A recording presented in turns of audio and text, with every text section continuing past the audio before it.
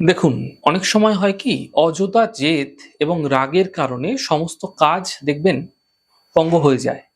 মনের মধ্যে একটা সর্বদা চিড়চিড়ে ভাব চলতে থাকে। সর্বদা কিছু না কিছু নিয়ে একটা মনের মধ্যে একটা চিড়চিড়ে ভাব আপনারা অনুভব করছেন। সর্বদা মনের মধ্যে একটা ক্রোধ চলে আসছে। আপনি চাইছেন আপনার রাগকে প্রশমিত করতে। মনের মধ্যে সর্বদা জেদ কাজ করছে।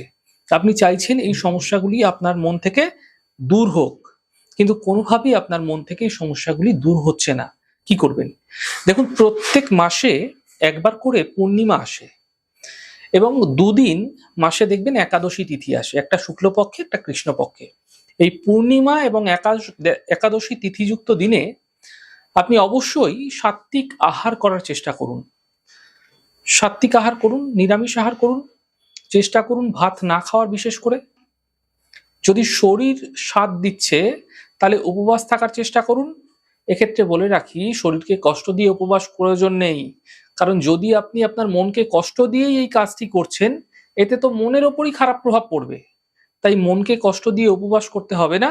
যদি মনে হচ্ছে আপনি আপনার মন চাইছে, আপনার শরীর পারমিট করছে, এমন ক্ষেত্রে আপনি উপবাস থাকতে পারেন। তা বিশেষ লাভকারী হবে আপনার ক্ষেত্রে। সম্ভব হলে প্রত্যাহিক জীবনে রূপোর যদি গ্লাস থাকে, সেই গ্লাসে আপনারা জল সেবন করুন। যদি রূপোর গ্লাস না রয়েছে, তাহলে ঘরে তো রূপোর কোনো অর্নামেন্ট তো থাকেই আপনাদের। সেটা আপনারা কি করবেন, পরিষ্কার করে ধুয়ে আপনারা যেই জল খান সেই জলের গ্লাসের মধ্যে, সেই জলের পটের মধ্যে আপনারা রেখে দিন সবসময়। সেই জলটা প্রত্যেক দিন পান করুন এবং পরামর্শ নিয়ে একটি 11মুখী রুদ্রাক্ষ শুভ দিন, শুভ তিথি, শুভ বার দিন আপনারা দিনে কিন্তু ধারণ করুন।